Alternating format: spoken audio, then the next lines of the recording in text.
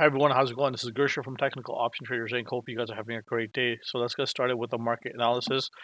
Huge news: Fed decided to do a half of a point rate hike once again, which was what the market was expecting. However, pushing the rates higher, and Jerome Powell did make some comments and did use the term recession.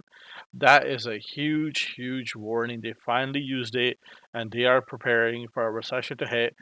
They know it's coming, right? So he did say, we're not there yet, but they will be monitoring the situation closely.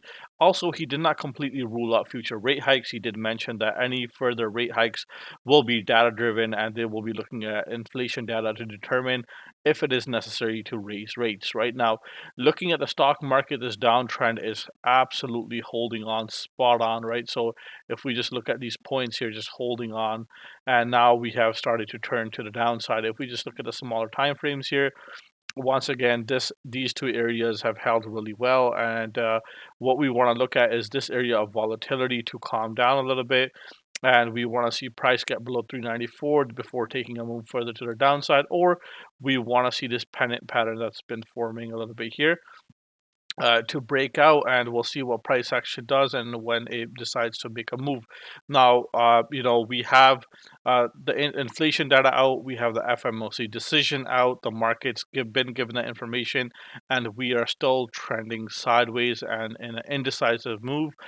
So what's left to see is what is going to cause this market to rally, what kind of data, what will be the catalyst, or will it be just an end of year Santa rally?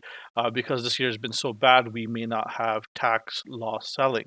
But looking at this right now, still this level prevails at 410, and we want to get above that before we take any kind of move. And below 393 or 398 is what we want to look for, right? So once it gets below 398, we want to prepare for the downtrend line break and cross over below 394 and take a short position on S&P 500. Looking at the triple Q, if we just start on the daily once again on the triple Q, once again downtrend, just like SPY, holding up really, really well.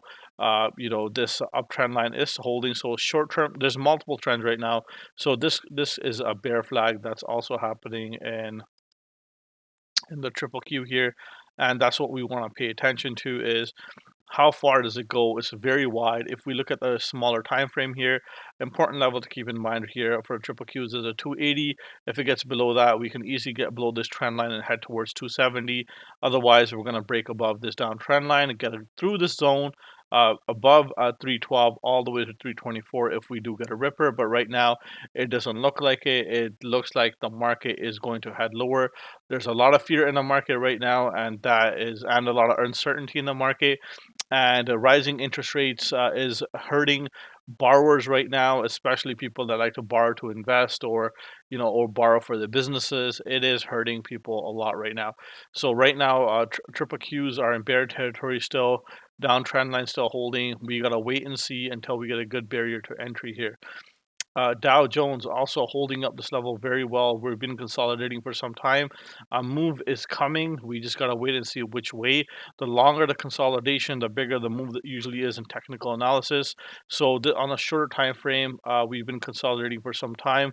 We had big data to absorb. Market has absorbed it. We have to see where participation takes it now. Do we go lower from here or what happens? But that's yet to come. And we have to monitor levels before we take a trade.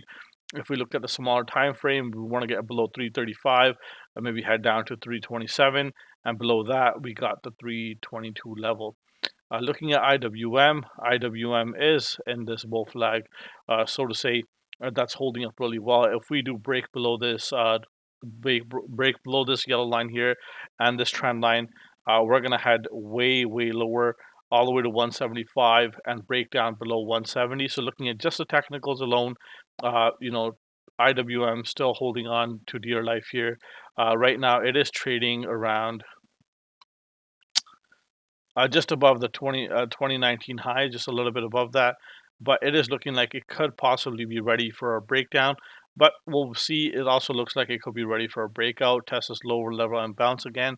We will have to wait and see what the catalyst is, where the good news comes from. Looking at the VIX, okay, so the VIX once again, it's falling with the market, so which is weird. market once a market falls, it should go up. Like, so that means volatility is really being crushed in the market right now. So that's something that we have to continue to watch with the volatility coming down. The stock market coming down is a bottom, and typically when a bottom is in the stock market, we see huge fluctuations in volatility upwards of these levels, which is a good indication that the market has bottomed and there is absolute fear in the market. And right now, we don't have that. We have, less fear in the market. So this may not be the market bottom just yet, and it should be coming soon. So today, in terms of sectors, we have commodities that are up, XLV that's up right here, which is healthcare. We also have XRT, which is a retail ETF, which is interesting, but every other market's down. So the other thing that I want to look at is gold. Gold not really doing a lot.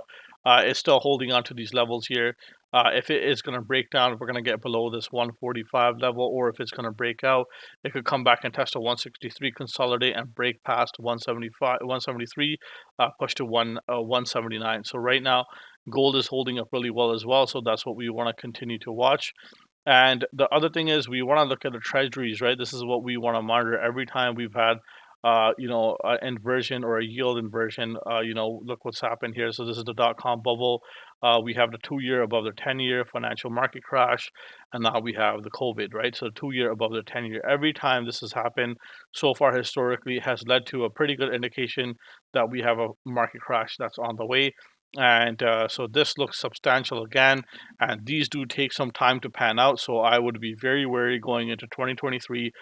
We could be headed for a big correction. That was my analysis for today. Hope you guys enjoyed it. I'll see you guys tomorrow.